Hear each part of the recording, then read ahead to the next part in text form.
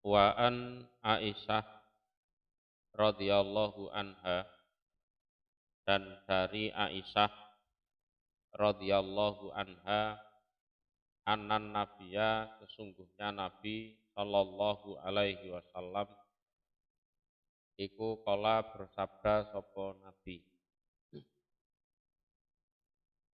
as-siwaku siwak iku madharatun. Madharatun itu alat mensucikan, lil fami untuk mulut, mardotun diridhoi, lirrobi untuk Tuhan, untuk Tuhan.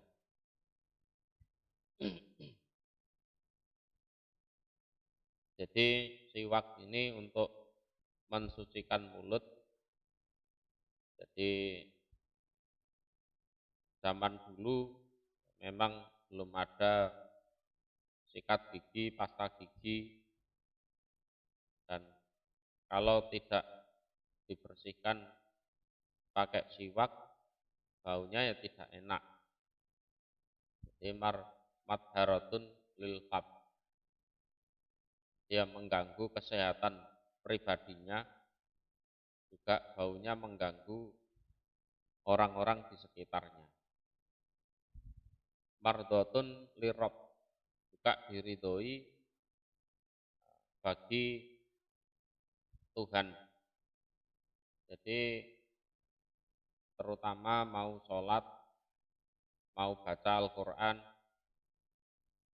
di hal-hal yang berkaitan dengan peribadatan itu jadi lebih diridhoi oleh Allah apabila siwak dilibatkan di situ. Jadi sebelum baca Al-Quran, sebelum sholat itu bersiwak terlebih dahulu. Ya, bersiwak terlebih dahulu. Cuman ada cerita menarik di sini ya. Jadi dulu Nabi Musa itu dipanggil oleh Allah selama 30 hari dalam rangka mengambil kitab Taurat. Selama 30 hari itu beliau diperintah untuk puasa. Beliau diperintah untuk puasa. Nah, setelah 30 hari puasa, Nabi Musa itu merasakan kalau bau mulutnya itu tidak enak. Kemudian beliau memakai siwak. Nah, itu dimarahi. Wong sing digoleki Gusti Allah iku ya ambu mulutmu sing gak enak mergo poso kuwi ya kan. Malah mbok siwaki. Akhirnya ditambah 10 hari lagi. Ya ada tafsir menjelaskan seperti itu. Jadi aslinya kan 30 hari. Pamitnya ke Bani Israel yang di bawah gunung kan 30 hari. Ternyata sampai 30 hari lebih nggak pulang-pulang itu Nabi Musa. Nah, terus Musa Asamiri di surat Toha itu kan melancarkan aksinya. Tuhannya Musa ini ya ini patung pedet ini kan gitu kan. Mana nyatanya harus katanya 30 hari balik, enggak balik-balik, alasannya gitu Bani Israel. Memang sejak awal pamitnya 30 hari, terus oleh Allah ditambah 10 hari lagi. Yang di bawah ngarep-arep kok ora teko-teko, terus dihapusi karo Asamiri itu. Seperti yang dijelaskan di surat Toha itu.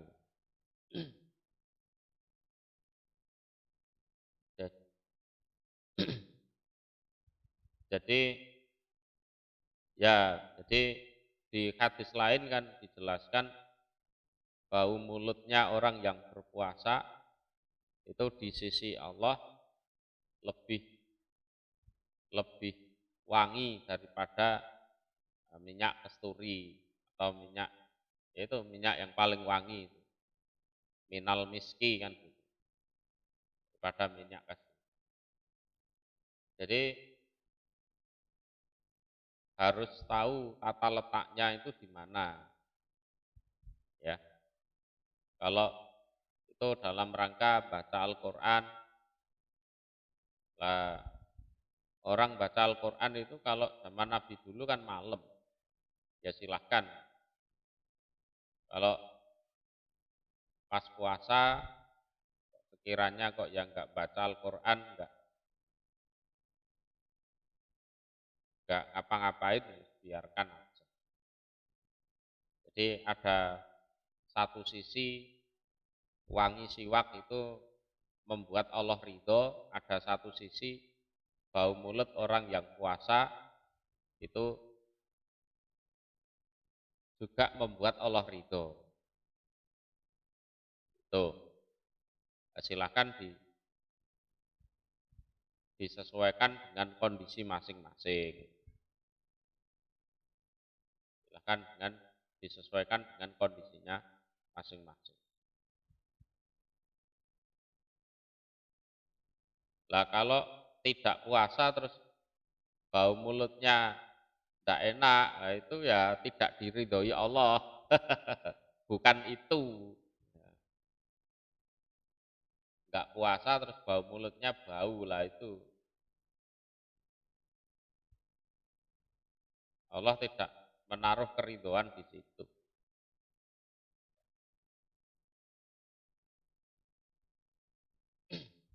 Jadi disesuaikan dengan kondisinya masing-masing.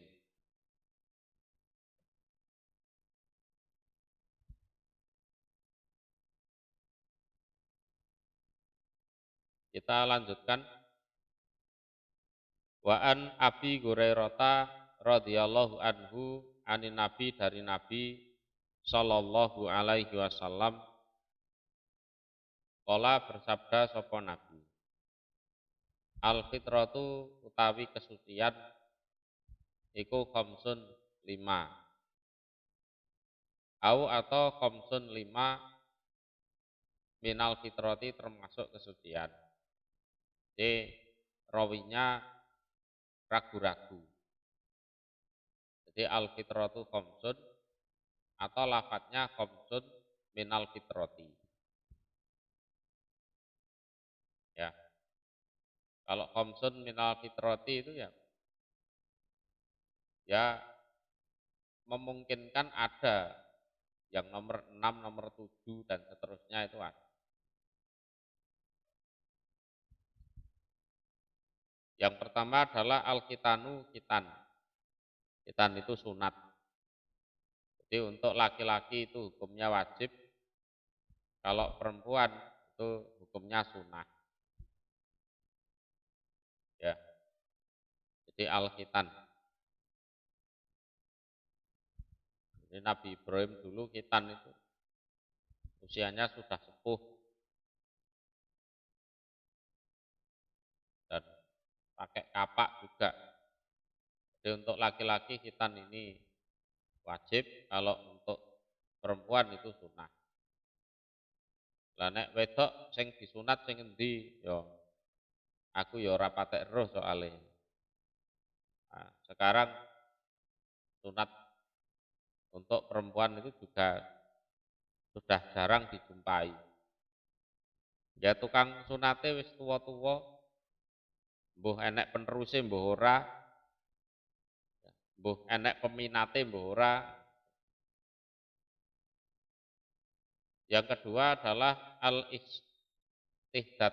Istihdad itu memotong menggunakan besi kan. Itu. Istihdad itu asal kata hadid, besi. Tapi maksudnya adalah mencukur bulu kemaluan.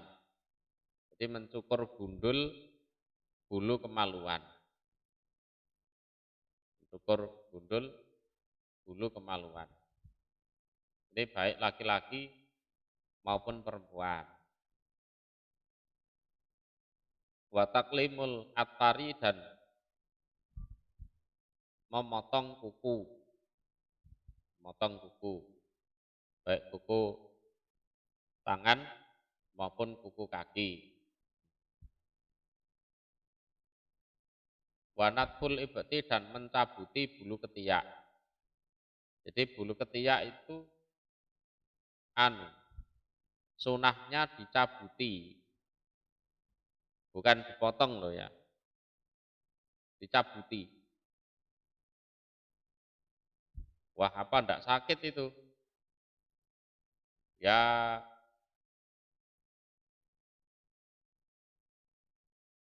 kalau sudah terbiasa insya Allah ya ndak sakit. Jadi natful ibti itu mencabuti bulu ketiak.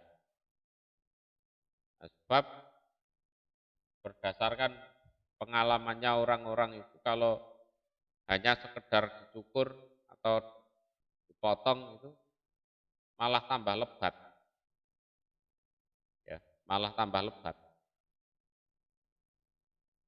Tambah lebat baunya ya tentunya lebih tidak karu-karuan.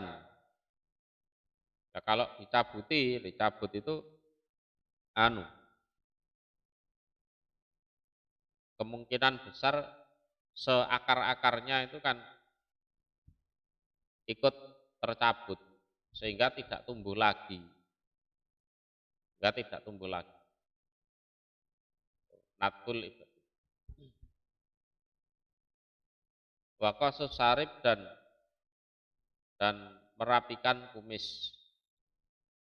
Merapikan kumis. Mencukur kumis juga bisa. Merapikan kumis.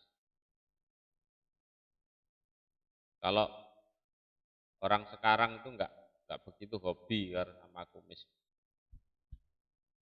Kalau orang-orang dulu masa saya masih kecil itu kumisnya sak kepel-kepel ngono kuwi. Gede-gede.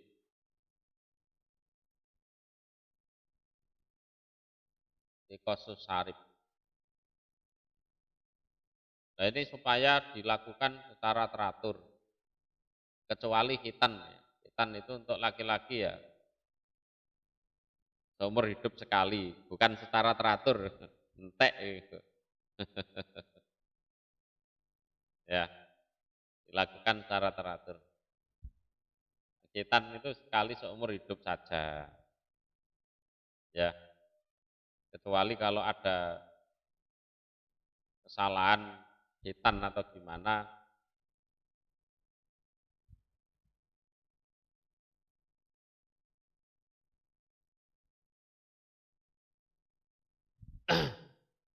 kita lanjutkan wa'an Aisyata dan dari Aisyah radhiyallahu anha qalat berkata sapa Aisyah qala bersabda sapa Rasulullah sallallahu alaihi wasallam asrun 10 minal fitrati dari kesucian. Ini. Jadi kalau tadi dijelaskan cuma 5. Kalau ini ada 10. Yang pertama adalah qasus sarib, merapikan kumis. Merapikan kumis. Ya, dipotong, guntingi. Nah, umpama dikerok sama pisau cukur gimana? Ya, boleh, silahkan. Di qasus sarib, merapikan kumis. Yang kedua adalah wa'ifa ulihyati dan membiarkan jenggot. Ya, membiarkan jenggot.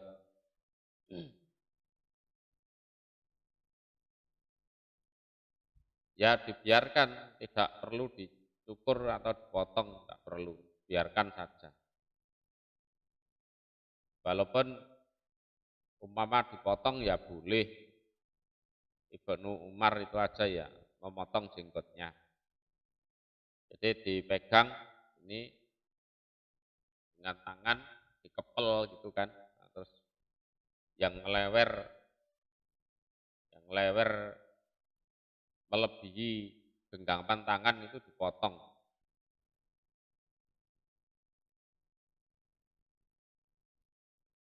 Yang ketiga, ya jadi dipendekkan. Jadi bukan dipotong habis, bukan. Dipendekkan. Jadi ifa ulih ya. Jadi diatur enggak. Kalau mutlak enggak boleh dipotong, lah ndane ya dawane kaya apa? Bukan.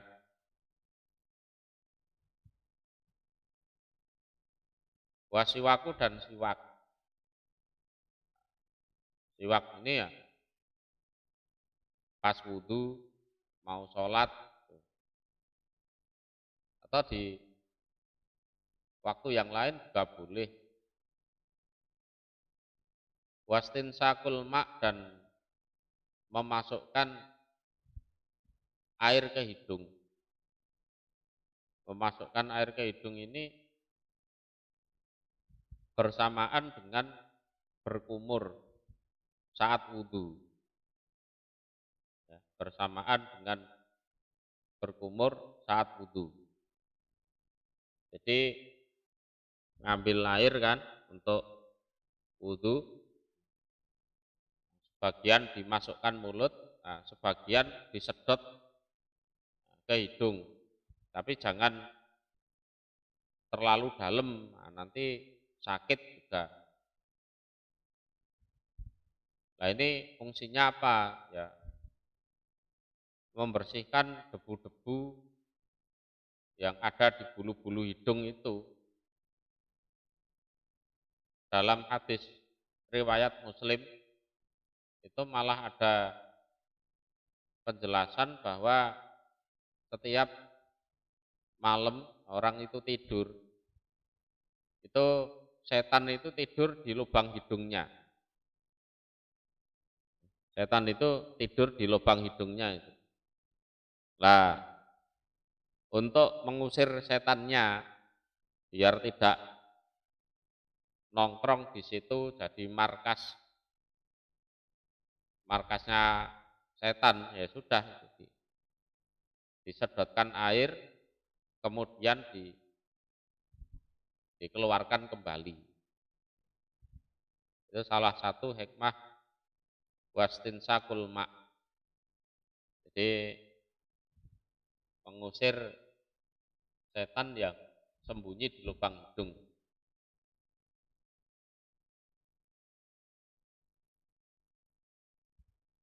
Kemudian berikutnya waqasul atfar dan memotong kuku. Memotong kuku. Jadi istinsakul mak itu dilakukan pas wudhu, ya sudah cukup itulah. Pas wudhu bersamaan dengan kumur.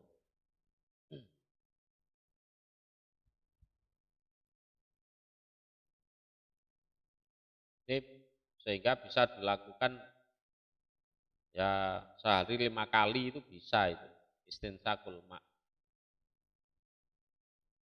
Waqasul atar dan memotong kuku. Memotong kuku ini ya kalau sekiranya panjang ya dipotong. Waqaslul barojib dan membasuh barojim itu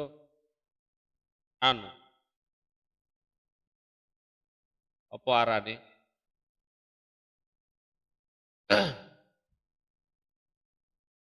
Barojim itu sela-sela jari.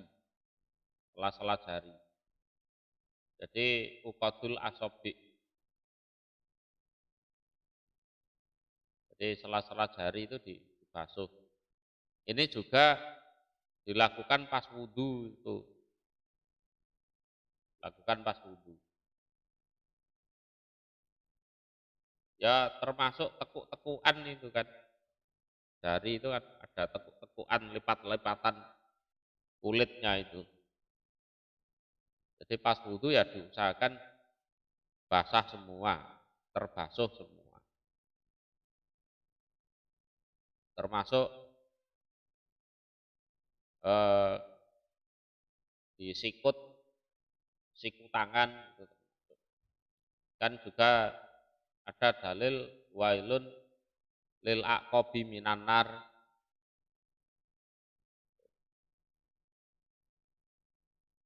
Wailun lil aqabi minan nar itu kan celaka bagi tumit dari neraka. Itu kan kisahnya tentang ya tempat-tempat yang seharusnya basah oleh air wudhu ya dibasahi. Lah termasuk barojim itu, sela-sela jari, lipatan-lipatan kulit itu dibasahi semua. Wanatkul ibti dan mencabuti bulu ketiak. Mencabuti bulu ketiak.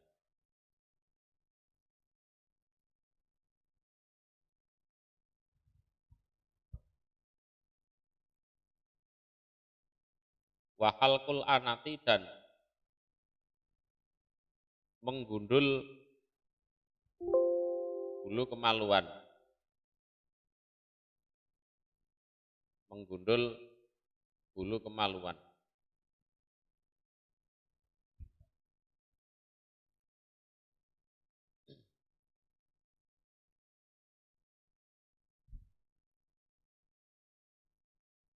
Wanti kosul ma'i dan istingkosul ma' itu ada yang mengartikan istinja. Istinja itu cebok.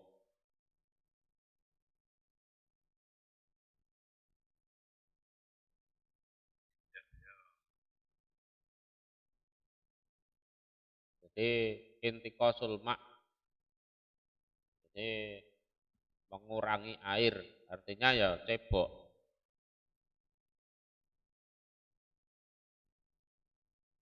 Istinja. Dan istinja kan kalau yang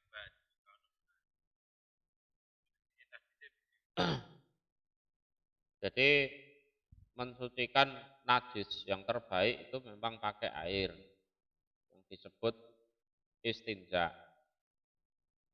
Kemudian itu juga diabadikan di Al-Quran tentang penghuni Masjid Quba. Innallaha yuhibbut tawwabin wa yuhibbul mutatahhirin. Ya. Mutatahhirin itu artinya orang-orang yang hidup di sekitar Masjid Quba itu kalau bersuci itu menggunakan air. Jadi yang utama itu pakai air. Nah, kefadolannya apa? Yaitu disenangi oleh Allah. Innallaha yuhibbut tawabin wa yuhibbul mutatahhirin. Jadi tobat itu membersihkan kotoran batin, ya dosa kan gitu. Nah, terus mutatahhirin ya cebok pakai air ya membersihkan kotorannya badan. Nah, seandainya tidak ditemukan air, ya pakai batu, ya pakai batu. Nah, itu minimal 3 kali apa tutulan, ya kan? 3 kali tutulan itu. Ini kalau kencing ya, pakai batu. Tidak boleh pakai teletong, itu tidak boleh. Pakai tulang juga tidak boleh. Umpama tidak ada batu, adanya tisu, ya tidak apa-apa pakai tisu.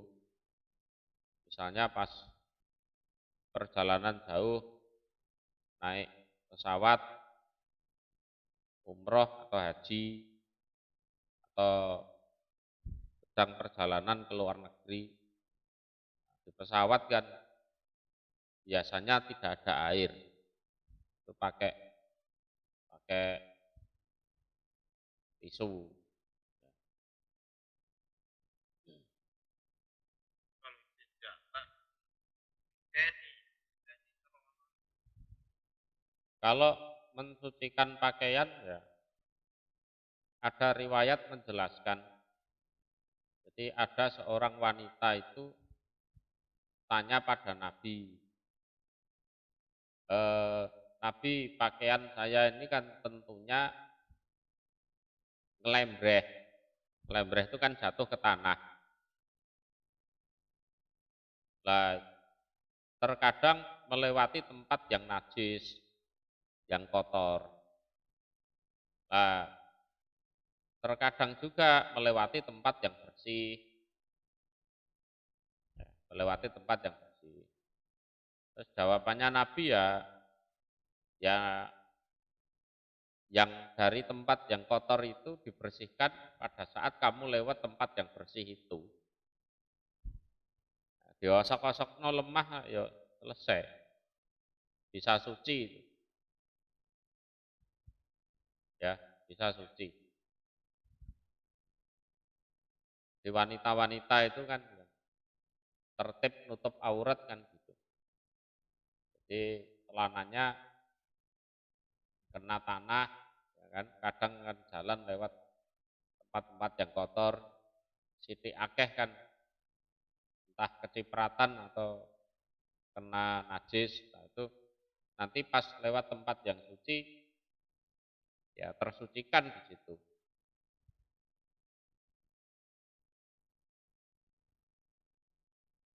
Itu. Itu jadi kalau pakaian.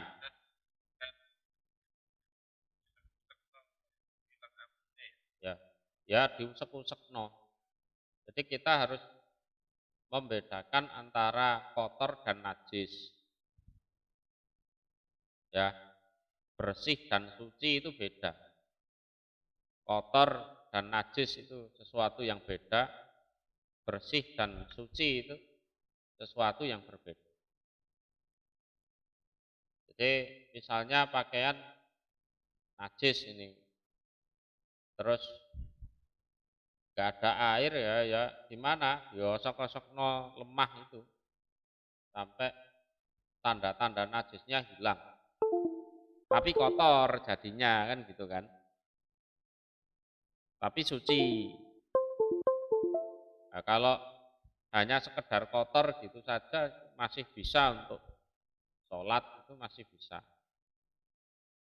Kalau najis wah enggak bisa. Seperti ya orang pakai baju itu seminggu enggak ganti. Yes, ambune ya ora karu-karuan. Ya kotor kena debu. Tapi itu kotor saja. Tidak najis. Dipakai untuk sholat ya masih oke karena tidak najis. Walaupun baru dicuci masih bersih. Misalnya kecipratan kencing satu cipratan misalnya, ya sudah itu najis. Walaupun bersih. Walaupun bersih. Di antara najis dan kotor itu beda. Antara bersih dan suci itu sesuatu yang berbeda. Nah ini sebenarnya apa James Bond orang yang jaga masjid tukang kebun itu harus tahu soal ini karena dia dipasrai tentang toharoh, harus tahu tentang toharoh. Jadi jangan cuma tahu bersih tapi ternyata najis nggak ngerti, kencingnya ya sembarangan, boh cewek boh ora, harus tahu soal itu. Jadi tempat yang bersih itu belum tentu suci, tempat yang kotor itu ya belum tentu najis.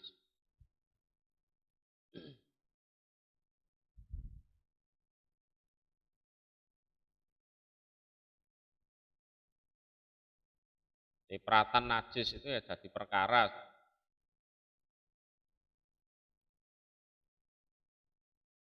Ya memang lebih amannya itu di sekitar masjid itu ada genangan air yang melebihi 2 kulah itu. Itu lebih aman masjid yang seperti itu loh. Karena namanya orang umum kadang ngawur.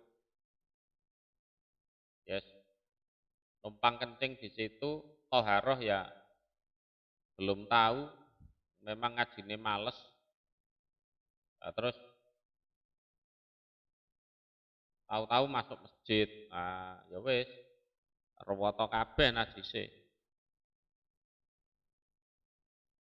Engko diseneni takmire jarene aku dinajis-najis kok karo takmire kuwi.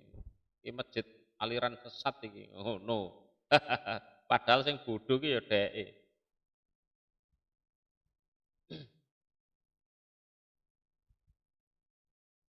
Dewan tikosul mak itu bermakna istinja, jadi bersuci. Ya, lebih aman itu masjid yang ada genangan air 2 kulah itu, aman.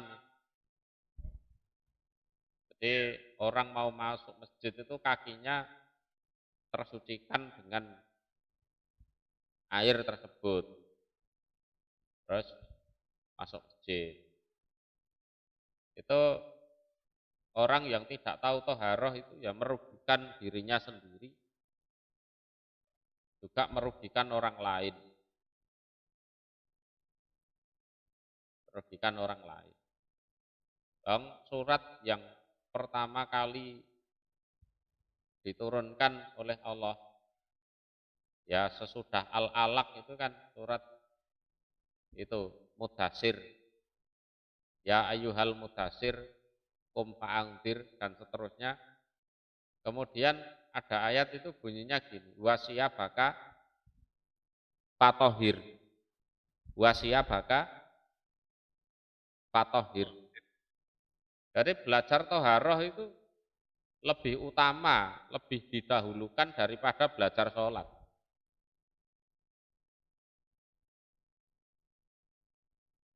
Wasiyabaka fatohir. Enggak main-main itu. Kalau kita lihat kitab-kitab hadis yang disusun para ulama terdahulu, itu yang ditampilkan awal itu ya bab toharoh, bab kesucian. Karena itu betul-betul bagian dari fitrah, betul-betul bagian dari fitrah. Wan tikosul mak itu tadi.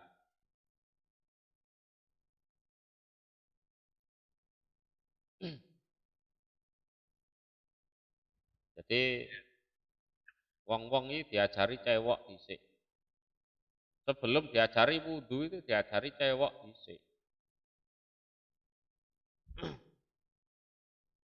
Ya.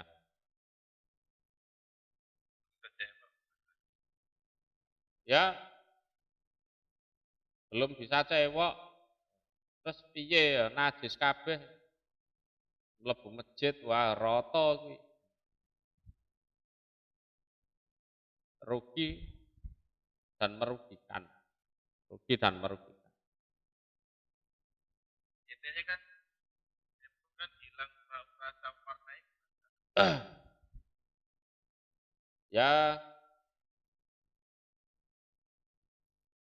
Ya hilang bau, rasa, warna, ya. Cuman gini loh ya, kalau di zaman Nabi, orang buang air itu kan di tengah padang pasir atau di semak-semak. Itu butuh airnya ya tidak banyak. Ya, tidak banyak. Karena yang disucikan itu ya ya tempat keluarnya kotoran itu kan. Terus barangkali ada yang dicurigai nyiprat gitu saja. Nah kalau zaman sekarang itu toilet itu kan ya di dalam rumah, ya kan tidak perlu keluar rumah neng kali atau neng di kan enggak. Nah kalau di masjid-masjid itu ya juga di sebelahnya masjid situ.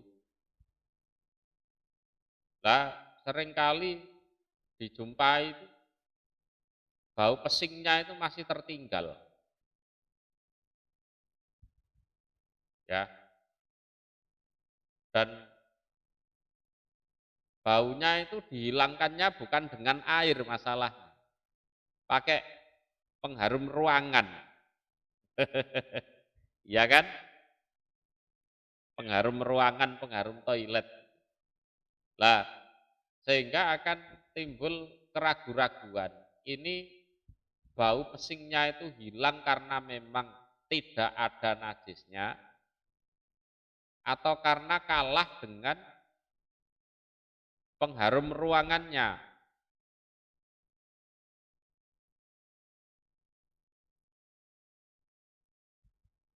Pengharum kamar mandi itu ya.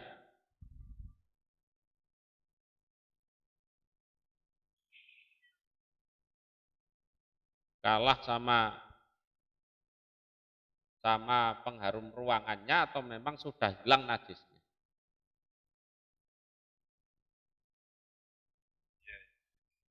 Ya itu.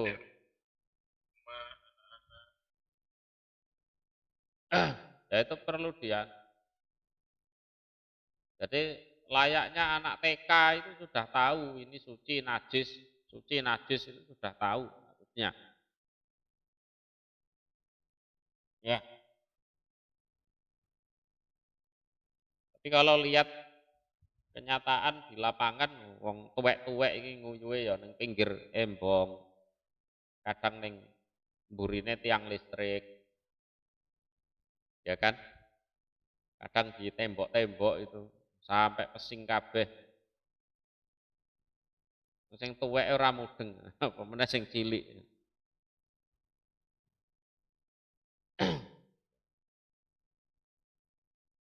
Ya kencing ya cuma dikasih obat.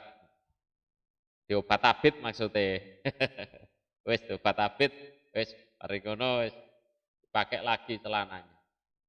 Ada setetes, dua tetes tersisa nempel di celana ya sudah, salat murah kanggo kan ngono. Iku enak salat. Tuh.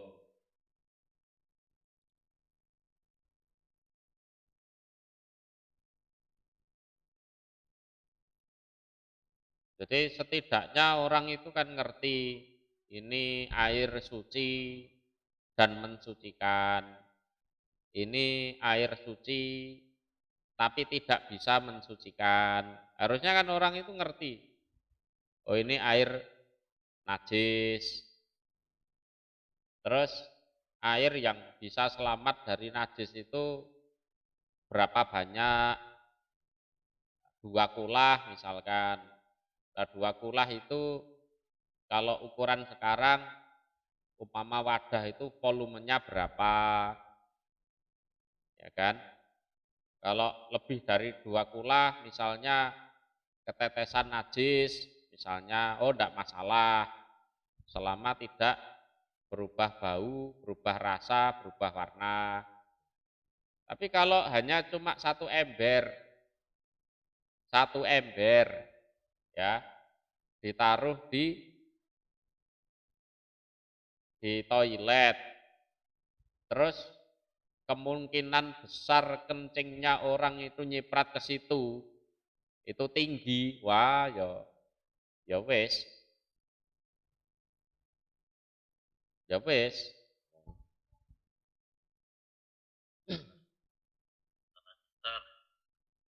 Masalah besar, masalah besar. Nah, sehingga kamar mandi yang di dekat masjid atau di rumah-rumah membutuhkan banyak air kalau orangnya istinja di situ daripada yang yang di gurun pasir, yang di semak-semak.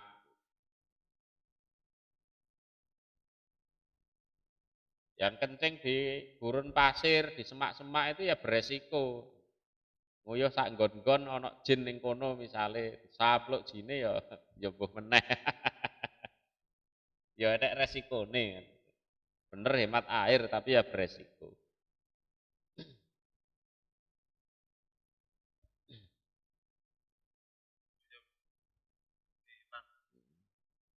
Ya, ya sebanyak lah. Ya memang ada larangan di Sunan Abu Dawud itu jangan kencing di lubang itu ada.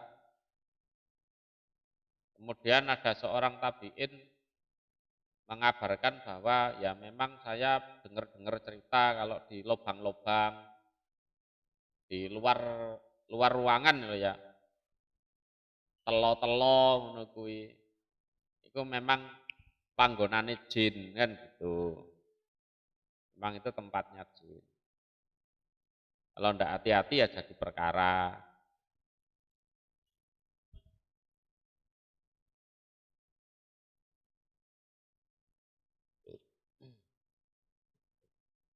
Kala berkata sopo Arawi, ya, periwayatnya. Ya. Wanas itu dan lupa aku, al-asiroh pada yang nomor 10. Itu kan baru 9. Nah, nomor 10 itu aku agak lupa ini. Ila kecuali antakuna jika ada apa yang ke-10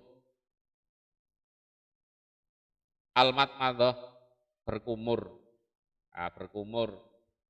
Berkumur ini ya berkaitan dengan pas wudhu itu ya berkumur. Ya aku lupa sebenarnya yang 10 itu apa, tapi yang saya yakini itu loh. Yang nomor 10 itu ya kayaknya ya berkumur itu. Berkumur.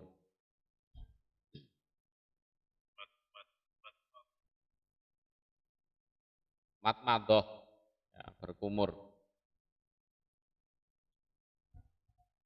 Nah ini ada hal-hal yang eh, sudah kita lakukan bersamaan dengan wudhu. Termasuk istinsakul ma itu tadi sudah masuk. Kemudian matmadoh ini ya sudah masuk. Siwak itu ya bisa pas bersamaan dengan wudhu.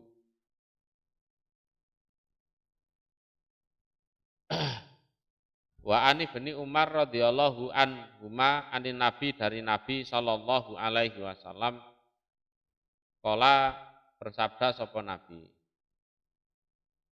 Aku itu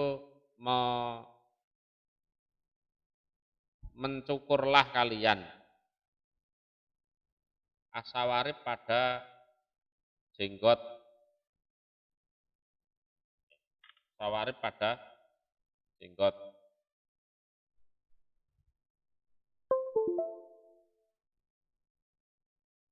Jadi aku itu ya merapikannya ya sungguh-sungguh. Kalau sekarang ya bisa bermakna dicukur bersih. Wa aku dan membiarkanlah kalian asawarib kumis ya, keliru. Ya, asawarib kumis diralat. Aku ya mencukurlah kalian asawarib pada kumis. Kumis. Waktu dan membiarkanlah kalian alihah pada jenggot. Alihah pada jenggot.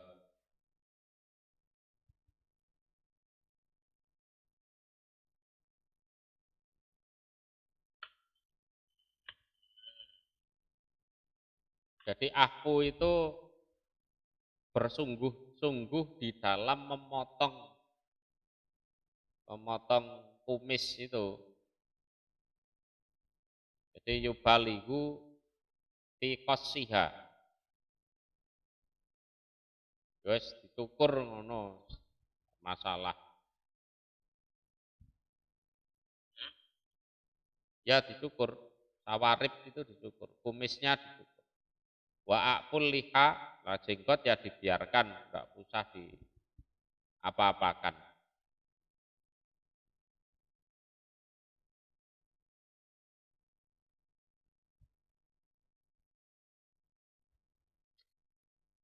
Cukup dulu, ganti bab.